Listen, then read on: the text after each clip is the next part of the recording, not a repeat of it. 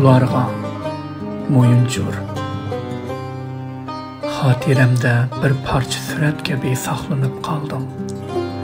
Qayt qo'limga oladigan, to'ymay qaraydigan, bag'rimga chin bosqancha dardlarimni to'kadigan.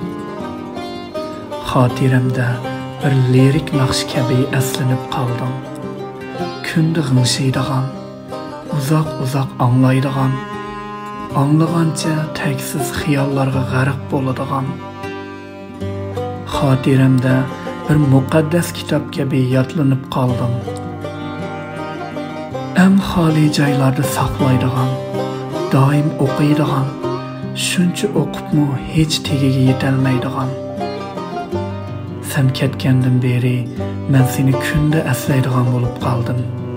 Bir parcha suratda, bir lirik naqshida va yoki o'lim ortliq shu tugamas kitobda. 2020 yılı 8 iyul.